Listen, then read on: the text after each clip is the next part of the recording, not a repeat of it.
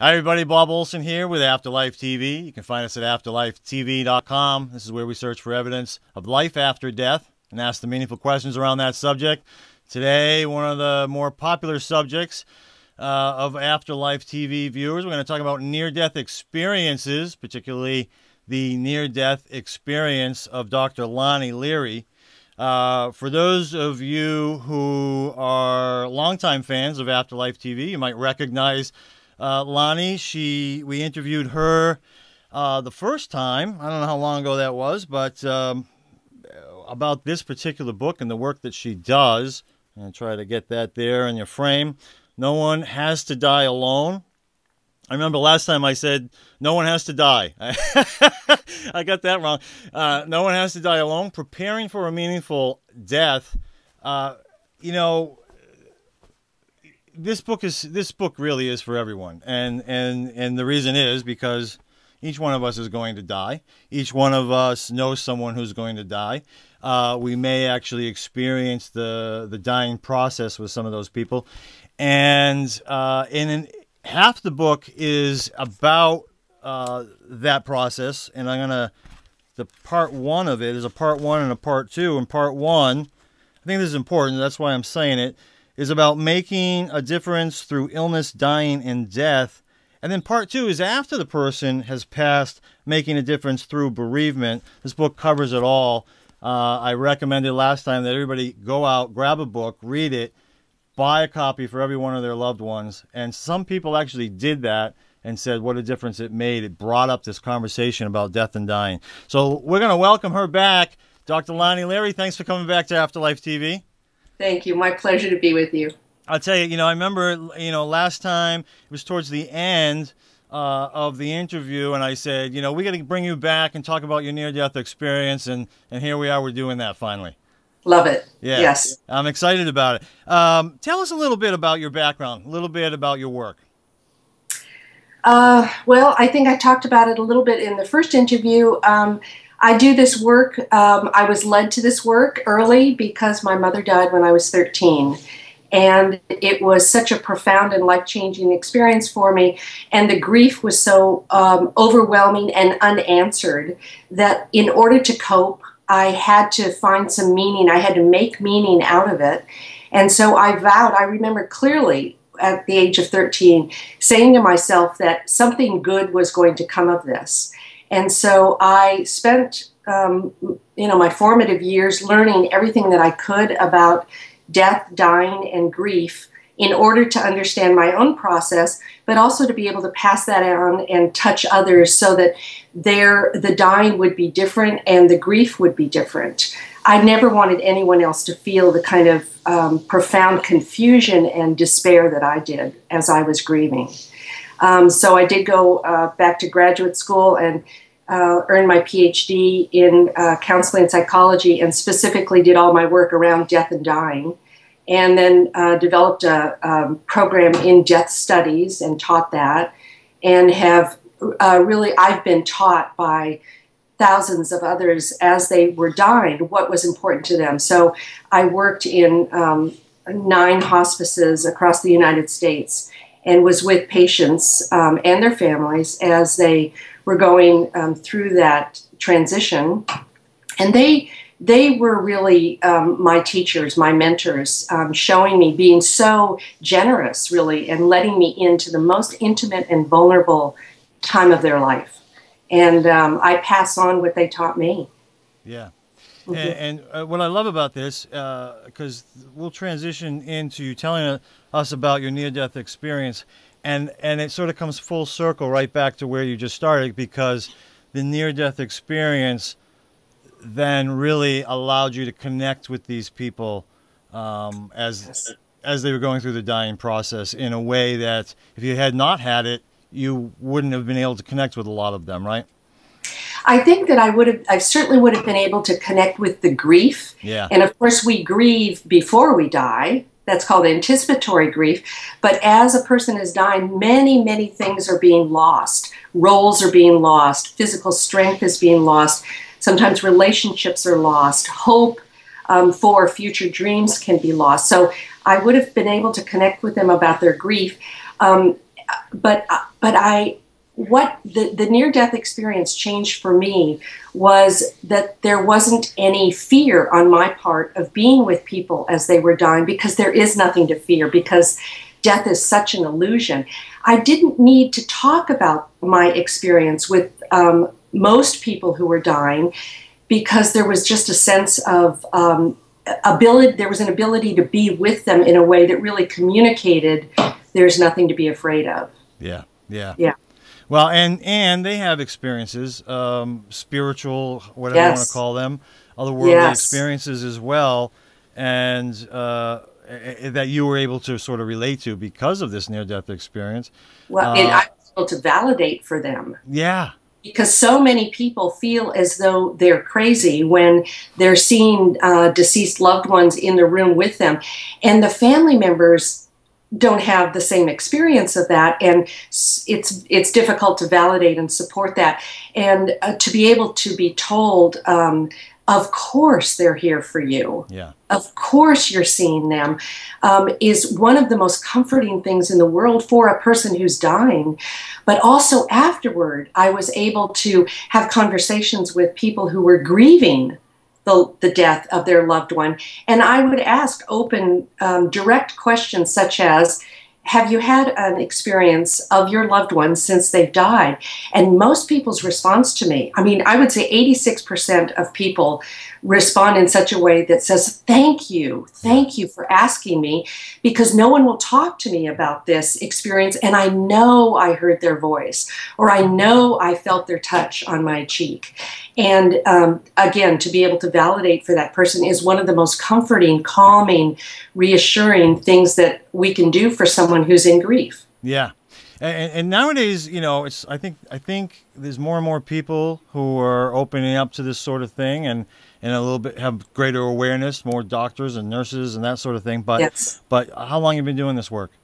Oh, 30 years. Yeah, so you've seen it when, boy, I mean, it was a little bit taboo to even discuss it, right? Oh, it was very taboo, and you can imagine being, you know, a psychologist and a professor and talking about these experiences was pretty risky in the early days. I had to be very careful of, you know, really discern who was ready or open to exploring this. Yeah, that's right. I was just reading recently a little bit about Dr. Elizabeth Kubler-Ross and her experience, and and how she actually wanted to talk about an experience that she had that in the back of her famous book on death and dying, and that, you know, she was talked out of it because she figured nobody would ever publish it if she had. Right, and when she did speak about it, she was very discredited. And you know, it was funny because they were talking about, like, this was the fall of Dr. Elizabeth Kubler-Ross. Exactly. You know, I never thought of it that way. You know, I was like, man, this woman has courage. I never thought of it that way, but from an academic place and certainly in terms of science and everything, I can see how that was their view of it, right? Yes, yes. Yeah, yes. and you were probably much more aware of it. You were aware of it, you know, while this stuff was going on, I imagine. I was aware of what? What was going on with her at that time? I mean, you were probably more aware of it than I certainly was. Oh, yeah. In fact, I was down in one of the hospices in Virginia when she was there. And yeah, I mean, people were, she was trying to do very, very important work with children with AIDS. And she was, you know, they wanted to boot her out of town. It was very sad. Well, here we are, a less risky, living in a less risky time for you to be able to tell your story. Let's do it. I know this all started with a dentist visit. Who knew, right? Who could have expected that? A dentist visit. Tell us about your near-death experience, how it started, and what took place. Yeah. Well, I was going for a routine dental procedure, and I was almost 29 years old, happily married, and had a beautiful 2.5-year-old baby. And just took myself to the dentist for a regular procedure, and I was in the dentist chair and given nitrous oxide, laughing gas. Yep. And the first thing I knew, I was lying back in the dentist chair, and the next thing I knew, I was up in the corner of the room looking down at my inert body, and I felt no fear. I felt no anxiety. And as I looked at my body, I really felt a fondness for it. I knew this body, but I knew that I was not that body. And I felt an old familiarity with it, but as though it was ready to be tossed off and go to the Salvation Army. Wow. It was well used and well loved. But I didn't need it back. I didn't want it back. But the dentist was frantically working on me, and I was trying to communicate. I was trying to talk to the dentist. The dentist didn't hear me. And I just looked at my body with kind of a fond detachment. And I had no sense of time, so I don't know how long I was up there in the corner of the room. Yeah. But the next thing that I was aware of was that I was entering a tunnel, and my mother, who had been dead for 15 years, was right at the entrance to the tunnel with her arms out. Oh. And she was whole, and she was beautiful, vibrant, and healed. She was healed, and that was really important because she did not die whole and vibrant and thriving in this way. Yeah. And I saw her, and I knew it was her, and I went into her, and I was not able to say goodbye when she died. She died suddenly and unexpectedly, and I communicated with her telepathically, so it was as though I thought and she received, and she thought and I received. I heard it inside of this being, whatever this I was now. Right. And I said to her, "I love you." And she said, "I know," in such a way that the energy went around me like her arms. And I said, "I miss you." And she said, "I know." And what I knew in that communication was that all those things every single day of my life that I had wanted to tell her or I had wanted to ask her, I already had. What I knew is that she had always been with me, and there had never been any separation between us. And I knew that she knew that I loved her. And all those years I had felt so guilty that I had not been able to say goodbye. And I was 13 years old and a typical teenager, wanting distance and independence. And I had felt so guilty, as though really there was a part of my 13-year-old brain that felt so despair doesn't even come close to it, but as though she had died believing that her only daughter didn't love her because I had told her that. So in this moment of communication, that was healed. And I knew that she would always be with me, and I still know that. I know that now. I know she's right here. So the next thing I was aware of was that I was going into this tunnel, and I had to go through this tunnel because I could see a speck of light, and it was as though I was a magnet, and I was drawn to this light. There was no question that I was going toward it. And I was in this tunnel that was so beautiful and magnificent. As I close my eyes now, I can see it and feel it. And it was an opalescent blue, like there was mother of pearl all around this tunnel. And as I went through this tunnel, I heard the most magnificent music. And I went closer and closer to the light, and the light got bigger and bigger and brighter, as though I was looking at the sun, but there was no pain in looking at this light. And I was in front of the light, and then I was aware that the light was all around me, just like my mother's arms. And then I was in the light, and I was the light. As though there was no separation between a drop of water and the ocean. It was one and the same. And I knew I was home. I was home. And I experienced, I felt, and I knew a love with a capital L that I had never experienced on earth, this unconditional love, so that I knew that I was forgiven for anything I thought I couldn't be forgiven for. Wow.